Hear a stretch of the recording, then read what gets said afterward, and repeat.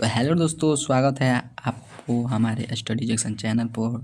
तो आज कैसे हैं आप लोग? आशा करता हूँ अच्छे होंगे। तो हेलो दोस्तों, आज हम लोग देखने वाले हैं Surdas chapter chapter number two chapter number 2। उसके कुछ नोट्स देखेंगे और कुछ ऑब्जेक्टिव्स देखेंगे। ये आपके लिए और आपके एग्ज़ाम के लिए बहुत ही महत्वपूर्ण है। यहाँ से आपको कम से कम तो 4-5 नंबर मिल ही जाएंगे अगर इस वीडियो को आप अच्छे से देख लेते हैं तो प्लीज़ सब्सक्राइब नाउ, अभी सब्सक्राइब करें और शेयर करें और एक प्यारा सा कमेंट करके बताइए कि मेरा वीडियो कैसा लगे। ठीक है, तो चलिए हम नोट्स की तरफ बढ़ते हैं। तो हमारा नोट्स देखिए बच्चों, ध्यान से नोट्स पढ़िएगा तो ऑब्जेक्टिव में कोई तकलीफ नहीं होगी। ओके, ठीक है।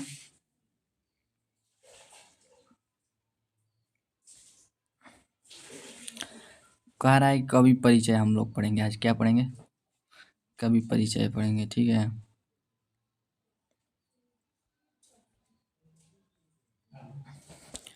कवि परिचय। देखो, कवि सूरदास कविता कौन सी लिखे हैं? पद।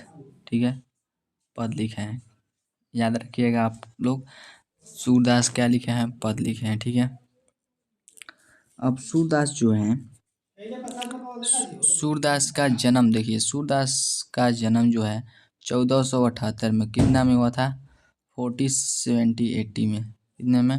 1470-80 में, 1478 में इनका जन्म हुआ था। ठीक है, ये याद रखिएगा। उनका जन्म कब हुआ था? 1478 में। अब कब मरे थे? 1583 में। कब मरे थे? 1583 में। तो इनका जीवन काल याद रखिएगा, 1478 से 1583 इनका जीवन काल रहा है। ठीक है, चलिए अब नेक्स्ट बढ़ते हैं। नेक्स्ट क्या कह रहा है हमारा? नेक्स्ट क्या कहता है? देखिए, नेक्स्ट बोल रहा है कि जीवन परिचय। इनके जीवन के परिचय के बारे में हम कुछ लोग जान लेते हैं। जीवन परिचय में बोल रहा है कि महाप्रभु वल्लभाचार्य के शिष्य। देखिए ध्यान समझना, महाप्रभु वल्लभाचार्य के शिष्य कौन? सूरदास। यहाँ से क्वेश्चन बनता है कि सूरदास के गुरु कौन थे? तो महाप्रभु वल्लभाचार्य, क्योंकि उनके ये शिष्य थे। किनके शिष्य? महाप्रभु वल्लभाचार्य के शिष्य सूरदास थे तथा गोस्वामी विठलनाथ द्वारा प्रतिष्ठित अष्टछाप के प्रथम कवि महाकवि सूरदास हिंदी साहित्य कांस के सर्वाधिक प्रकाशन नक्षत्र हैं। बाबू देखो बच्चों, हम आपको इस नोट्स को पढ़ा रहे हैं। इस नोट्स को आप अच्छे से पढ़ लीजिएगा तो ऑब्जेक्टिव टाइप क्वेश्चन करने में आपको दिक्कत नहीं होगी। ठीक है, कह रहा है कि महाप्रभु वल्लभाचार्य के शिष्य सूरदास जो थे, महाप्रभु वल्लभाचार्य के शिष्य थे तथा गोस्वामी विठलनाथ द्वारा प्रतिष्ठित और अष्टछाप के प्रथम कवि थे। क्वेश्चन पूछेगा कि अष्टछाप के प्रथम कवि कौन थे?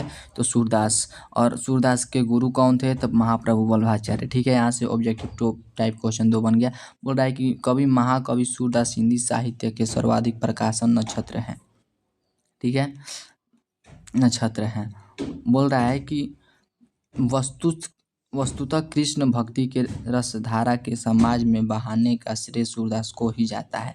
यहाँ से देखिए, ये कह रहा है कि कृष्ण भक्ति, यानी जो सूरदास जो थे वो कृष्ण भक्ति में लीन रहते थे, इनको कृष्ण भक्ति कहा जाता है। यहाँ से एक क्वेश्चन पूछता है दोस्तों कि जो सूरदास हैं किनकी पूजा करते थे, या इस तरफ पूछेगा कि श्री कृष्ण किस कवि के पूजे थे, तो क्या हो जाएगा? सूरदास के।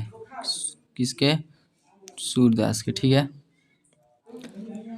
यहाँ से हम आपको ऑब्जेक्टिव टाइप कैसे कैसे क्वेश्चन पूछ रहा है हम ये भी बताते जा रहे हैं और आप भी ध्यान देते जाइएगा ताकि ऑब्जेक्टिव टाइप क्वेश्चन करने में आपको कोई दिक्कत ना हो। ठीक है, चलिए नेक्स्ट हम बढ़ते हैं। नेक्स्ट पैराग्राफ में कह रहा है कि महासूरदास के जन्म स्थान एवं काल के बारे में अनेक मत है।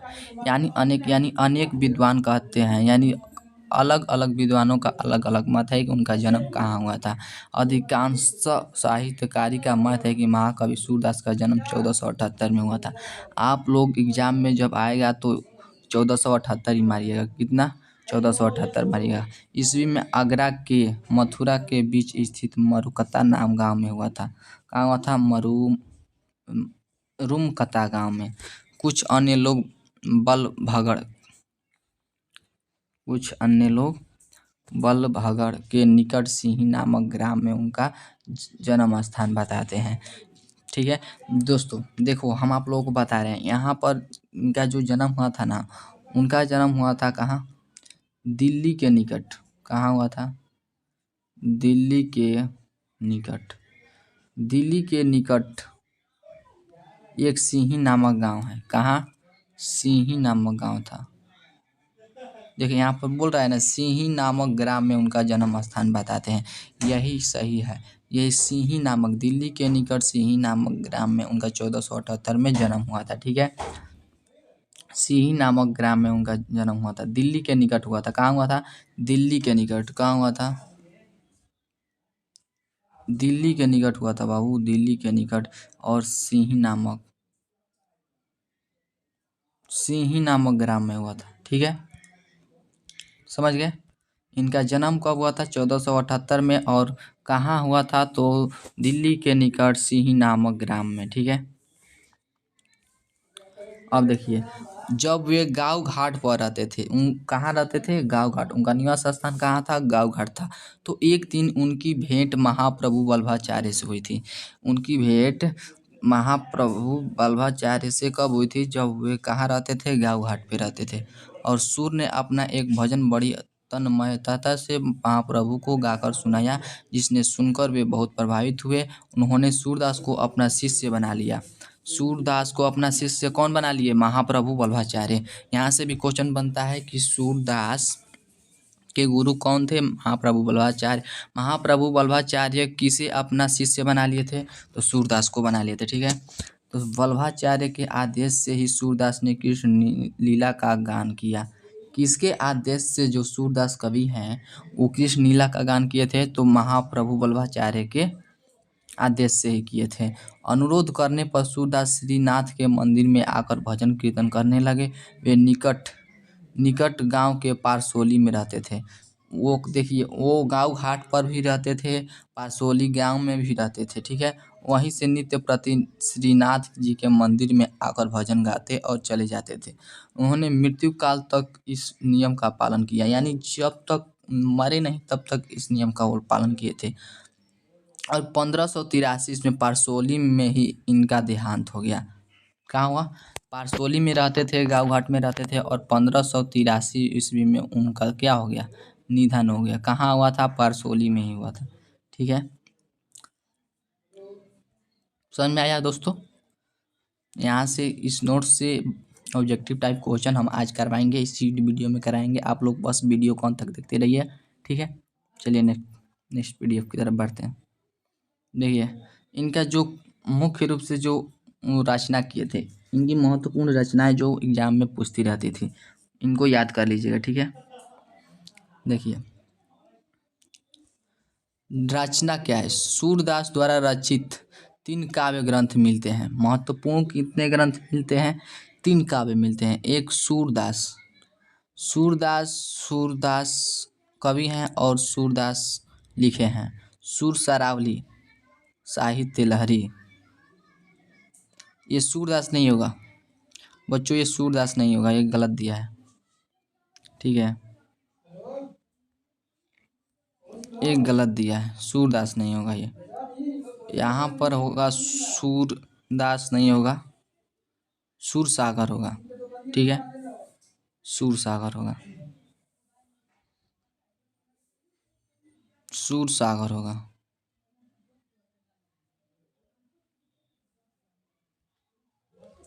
सूरसागर होगा। ठीक है, सूरसागर, सुरसरावली, साहित्य लहरी। ठीक है, थोड़ा अच्छा से नहीं लिखा है, इसको अच्छे से लिख देते हैं। यहाँ पर सूरदास नहीं होगा। ठीक है, ये सूरदास नहीं होगा, सूरदास नहीं होगा, सूरसागर होता है। कुछ नोट्स में गलती भी टाइप हो जाता है भाई। ठीक है, अब इनकी जो रचना ये 3 थी जो महत्वपूर्ण है, जो एग्जाम में आपको पूछते रहता है। अब इनकी काव्य विशेषताएं क्या है? सूरदास वात्सल्य, प्रेम और सौंदर्य के अमर कवि हैं। देखिए, यहाँ से क्वेश्चन क्या पूछता है, कैसे क्वेश्चन पूछता है कि सूर्य वात्सल्य, यानी इस तरह पूछता है कि विश्व में वात्सल्य कवि कौन होते हैं? सूरदास। विश्व में वात्सल्य कवि कौन है? सूरदास। वो वात्सल्य थे, यानी वात्सल्य उनका निर्मल भाव था। वो प्रेम के और सौंदर्य के अमर कवि थे। उनके काव्य के प्रमुख विषय हैं नियम और आत्मनिवेदन, बालवन, गोपी लीला, मुरली मधुरी और गोपी वीरा। ठीक है, चलिए हम नेक्स्ट नेक्स्ट नेक्स्ट नोट्स की ओर बढ़ते हैं। ठीक है,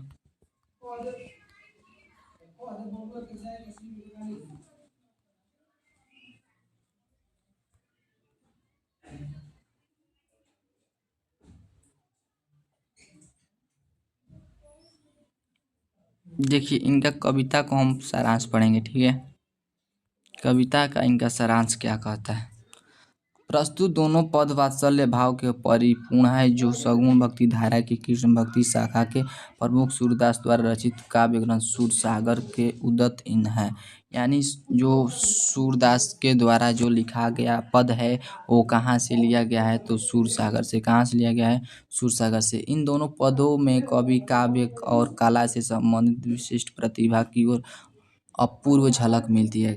क्या मिलती है, अपूर्व झलक मिलती है। प्रथम पद में उन्होंने क्या कहा है कि प्रथम पद में प्यार दुलार भरे कोमल मधुर स्वर में सोए हुए बालक को यह कहते हुए जगाया जा रहा है कि वज्रराज कृष्ण उठ जाओ, सुबह हो गई है। ठीक है, इनका मतलब प्रथम पंक्ति में कहा जा रहा है कि हे वज्र कुंवर, भोर हो गई है, अब आप उठ जाइए।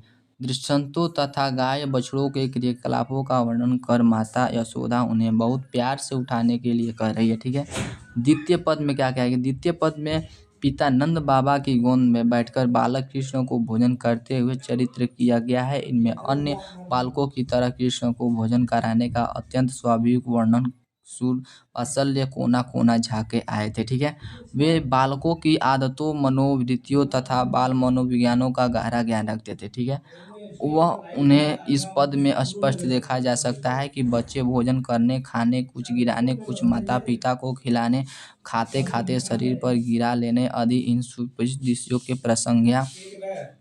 प्रसंज्ञा में कभी हाथ से ऐसा योग के सर्वश्रेष्ठ बन गए हैं। देखिए यहाँ पर इसका मतलब क्या हुआ, कहेंगे कि सर आप तो फटाफट बढ़ गए आगे, हम लोग को समझ में नहीं आया। यहाँ पर कहा जा रहा है कि जो कवि कृष्ण हैं वो नंद बाबा की गोद में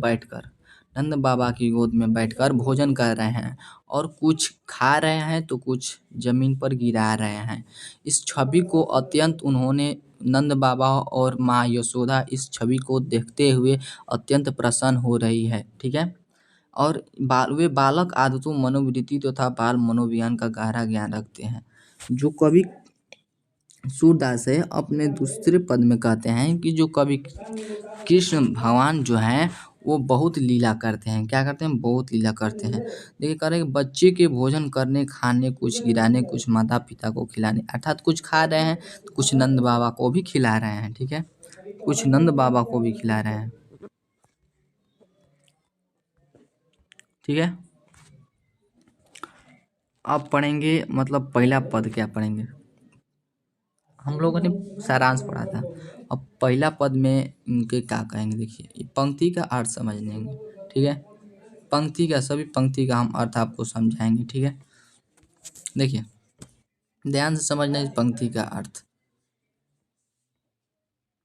पंक्ति में कहा जा रहा है कि जागिए वज्र राजकुंवर कवल कुसुम फूले, जागिए वज्र कुंवर कवल कुसुम फूले। इसका अर्थ यह है कि हे वज्रराज के कुंवर, राजकुमार, कुंवर मतलब क्या होता है, राजकुमार।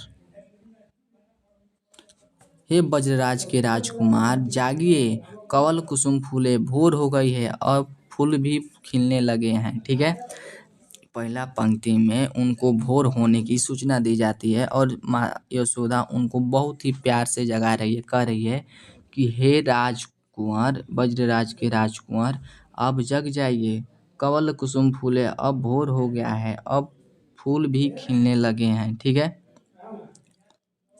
अब देखिए दूसरा पंक्ति में क्या कहा जा रहा है, कुमुद वृंद सुकुनी भय भूंग लगाते भूले, कुमुद वृंद संकुचित भय भूंग लता भूले। कह रहा है कि कुमुद, कुमुद मतलब कुमुदनी भी, वृंद संकुचित भरे यानी कुमुद भी, जो वृंद यानी जो पुष्प के जो रस है वो चूस रही है, भूंगा लता भूले यानी जो भंवरा भी फूल पर मंडराने लगे हैं। ठीक है, सुबह सुबह भोर होते ही क्या होती है, जो तितलियाँ होती है वो फूल के जो कोमल रस है उनको चूसने लगती है, ठीक है। तो वही बताया जा रहा है कि अब भंवरिया भी फूल पर भौंकने लगी है। अब बोला जा रहा है कि तमचूर खग रोख सुनर बोलत बनराई। अब तमचूर यानी तमचूर खग रोग यानी सुनहु बोलत नराई। अब चारों ओर के तमचूर यानी जो भी पशु पक्षी है अब वो बोलने लगे हैं। क्या बोल रहे हैं? बोलने लगे हैं, चीं चीं बोलने लगते हैं। भोर होता है तो नहीं बोल लगते हैं चीं चीं, वही बोलने लगे हैं। उनको संकेत ये दिया जा रहा है कि ये हो रहा है, अब जग जाइए, आप भोर हो गई है हे वज्रराज कुंवर, अब जग जाइए, ठीक है। अब कह रहा है कि भती गो खरीकनी में बछड़ा हित धाई।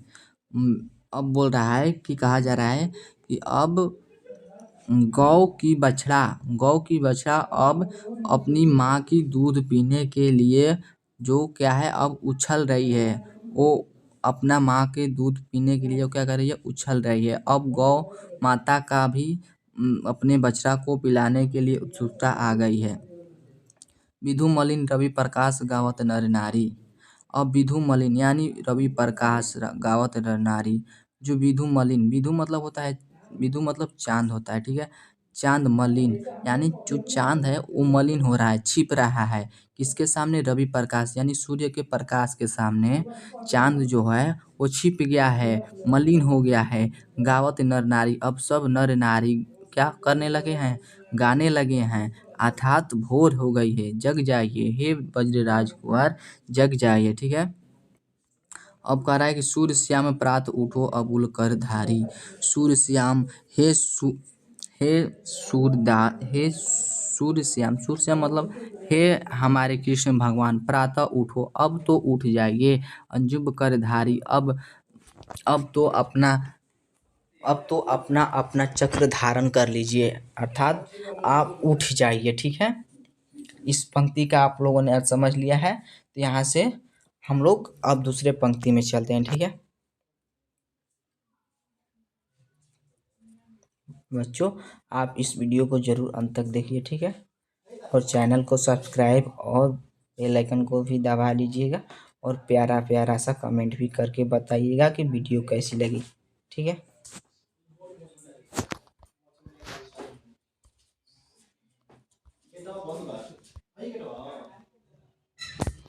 देखिए प्रसंग प्रस्तुत पदांश माध्यकालीन सगुण भक्ति धारा कृष्ण भक्ति शाखा के प्रमुख कवि सूरदास रचित व्याख्यात ग्रंथ सूरदास के उदित हैं।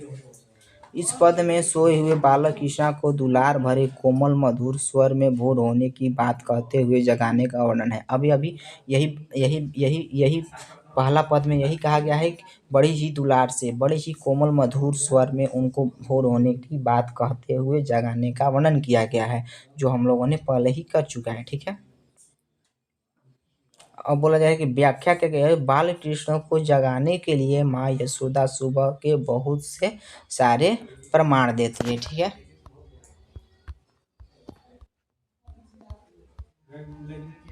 प्रमाण देती है, ठीक है, प्रमाण देती है, और वो बहुत ही दुलार से उसे कहती है कि वज्र कुंवर अर्थात वज्र के छोटे राजकुमार, जग जाओ, उठ जाओ, उठकर देखो कितने सुंदर कमल फूल खिल गए हैं। रात को खिलने वाली कुमुदिनियाँ संकुचा गई है, अर्थात रात्रि समाप्त हो गई है, क्योंकि भोर में कुमुदिनियाँ मुरझा जाती है। चारों ओर भंवरे मंडरा रहे हैं और मुर्गा आवाज बाग दे रहा है, यानी बाग माने बगीचे से मुर्गा का आवाज आ रहा है। हर तरफ पक्षियों चहचहाहट फैली है। हम आपने बताया था आपको पहले ही पंक्ति में कि पक्षियाँ जो है चहचहाने लगी है, अर्थात भोर हो गई है। पेड़ पौधे पर बैठे पंछियों का मधुर संगीत गूंज रहा है। अब भोर होते ही आप लोग भी देखे होंगे कि भोर होते ही पेड़ पौधे की सारी पंछियाँ क्या होती है, मधुर चीं चीं बोलने लगती है, गुंजाने लगती है। अब हम लोग को तो नहीं समझ में आता, लेकिन अपने आप में वो समझ लेती है, गाना गाने लगती है, ठीक है। बड़े ही बाड़ों जाने के लिए रंभा रही है, वे अपने बछड़ों सहित जाना जाती है। चंद्रमा के प्रकाश की कांति क्षीण हो गई है। ये जो चंद्रमा का प्रकाश है क्षीण हो गया है, अर्थात रात्रि समाप्त हो गई है। वह सूर्य का प्रकाश चारों ओर फैल गया है। अब जो चांद का जो प्रकाश है वो मलिन हो गया है। अब कौन सा प्रकाश आ गया है? तो सूर्य का प्रकाश चारों ओर फैल गया है। ठीक है।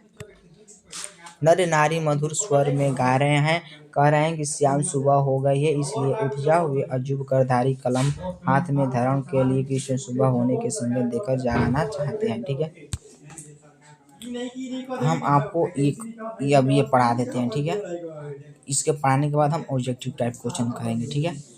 अगर आप इस नोट्स को अच्छे तरह से पढ़े होंगे तो ऑब्जेक्टिव में टाइम मिलेगा, फटाफट आप लोग भी करते चलिए जाइएगा। ठीक है। इसलिए ध्यान से समझिएगा। कहा जा रहा है कि जेवत श्याम नंद की कन्या। जे श्याम नंद जो कन्या, कन्या मतलब होता है गंध, नंद मतलब होता है नंद बाबा की गोद में। नंद बाबा की गोद में श्याम बैठ चुके हैं। क्या है? अब बैठ चुके हैं। कछुत खात कछुत धरन रनी गिरावत लबही नखिन नंद रनिया। कुछ खा रहे हैं नंद बाबा की गोद में बैठकर। कवि कवि नहीं, कृष्ण भगवान कुछ खा रहे हैं, तो कुछ धरनी गिरावत यानी कुछ गिरा रहे हैं। छवि निरखित नंदनिया, और वहां पर उपस्थित नंदनिया मतलब सभी लोग, माँ यशोदा और नंद, सभी उनकी रनिया जो है इस कवि को, इस छवि मतलब इस दृश्य को निखार रही है। मतलब बहुत ही, मतलब ये जो दृश्य बहुत अच्छा है उनको देख रही है। ठीक है।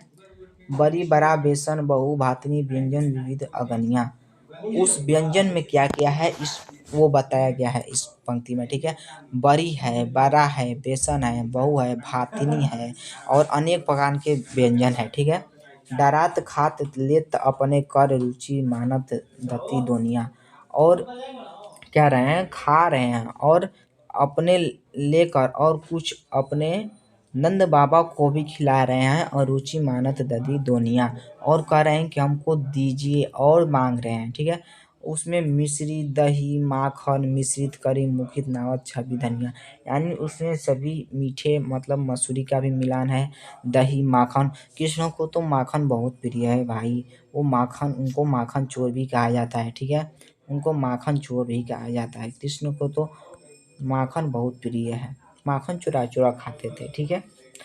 अब कह रहा है कि अपना खात नंद मुख नामत छोड़ छवि खात न बनिया, और अपने भी खा रहे हैं और नंद बाबा के मुख में भी खिला रहे हैं। अपुन खात यानी अपने भी खा रहे हैं, नंद मुख नावत यानी नंद बाबा के मुख में भी खिला रहे हैं। सो छवि कहत न बनिया, मतलब इस दृश्य को कहने से नहीं होगा, मतलब शब्दों से व्यक्त हो ही नहीं सकता, ये इतना अच्छा और सुंदर दृश्य हो रहा है। ठीक है। जो रस नंद यशोदा बिलसत जो नहीं तिहु भुनिया, भोजन कर नंद अचमन लोहित मंगत सूरज उठनिया। अब जो भगवान श्री कृष्ण जब भोजन कर लेते हैं तो सूरदास क्या कहते हैं कि हे श्री कृष्ण, हमारे हमारे ईश्वर, आप हमारे अपने जूठन दे दीजिए। मतलब सूरदास कृष्ण के जूठन को मांग रहे हैं, कह रहे हैं कि मैं जूठन, आपके जूठन से मेरा पूरा जीवन तर जाएगा। अचल नहीं मांगत सर जूठनिया, भोजन करे नंद, यानी नंद के गोद में जो कृष्ण भगवान भोजन किए हैं, जो बचा है उनके मुख से, उनके खाने के बाद मतलब जो बचा है वही सूरदास, उनकी जूठन जो बचा है वही मांग रहा है। ठीक है। समझ में आया बच्चों? ठीक है। तो चलिए हम इसको पढ़ लिए, नोट्स भी पढ़ लिए। देखो बच्चों, कोई क्या होता है ना कि एक ही वीडियो में नोट्स और ऑब्जेक्टिव टाइप सारे क्वेश्चन हो जाते हैं ना, तो अच्छा रहता है। ठीक है। अब हम लोग पढ़ेंगे objective type question. Objective type question पढ़ेंगे। ठीक है।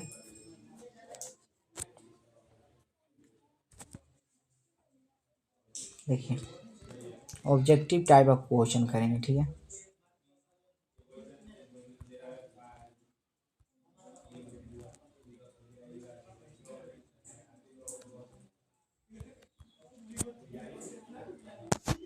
ये कौन सा ऑब्जेक्टिव डाल दिया गया है?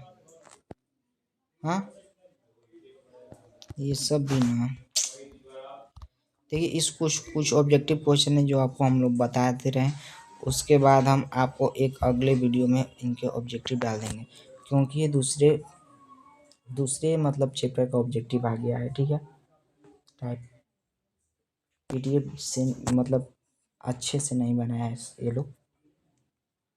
देखिए 2-3 क्वेश्चन है, हम आपको बता दे रहे हैं। ठीक है, कह रहा है कि निम्नलिखित प्रश्नों वैकल्पिक उत्तर में से सही उत्तर दें, यानी बहुविकल्प, यानी 4 इसमें विकल्प दिए गए हैं, जिसमें से केवल एक सही है, इसमें वो आप सही उत्तर को चुनना है। ठीक है, तो कह रहा है कि सूरदास का जन्म कब हुआ था। हम आपको बताए थे उनका जीवन काल से 1478 से कितना था, 1583 था। 1478 से 1583, तो इनका जन्म पूछा गया है। यह हुआ जन्म और यह मृत्यु। इनका जन्म देखिए 1478 है क्या इसमें, बोलिए। हाँ, ऑप्शन नंबर ए ही में 1478, तो क्या आ जाएगा ऑप्शन नंबर ए, यानी का इज राइट आंसर हो जाएगा। ठीक है, चलिए नेक्स्ट क्वेश्चन आपके स्क्रीन पर है, बोलिए नेक्स्ट क्वेश्चन में क्या है कि सूरदास की अभिरुचि किसमें थी, बताइए। सूरदास की अभिरुचि जो थी पर्यटन मतलब होता है तीर्थ यात्रा करने में। उनको तीर्थ यात्रा मतलब कुछ अच्छे अच्छे जगहों पर घूमने में अच्छा मतलब उनको अभिरुचि थी, मन लगता था उनको। ठीक है, तो अब क्या हो जाएगा इसका राइट आंसर। चलिए नेक्स्ट क्वेश्चन,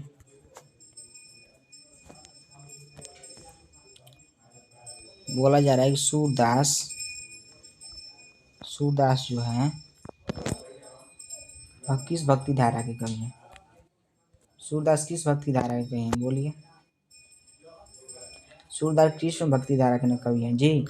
इसमें राम का भी चर्चा नहीं है, देशभक्ति की भी चर्चा नहीं है, मातृभूमि की भी चर्चा नहीं है। इसमें किसकी चर्चा है, भगवान श्री कृष्ण की, इसलिए कृष्ण भक्ति के हैं। ठीक है, नेक्स्ट क्वेश्चन की तरफ बढ़ते हैं। कह रहा है कि इनमें से कौन सी रचना सूरदास की है।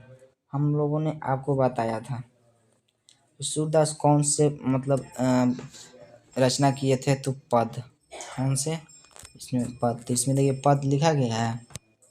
कड़वक किनके द्वारा लिखा गया था, बताइए।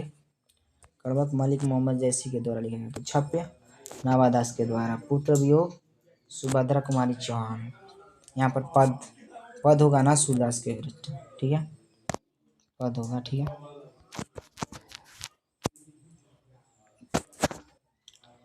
बाबू क्या करें, यहाँ पर क्वेश्चन नहीं है। हम आपको अगले वीडियो में इसके सारे ऑब्जेक्टिव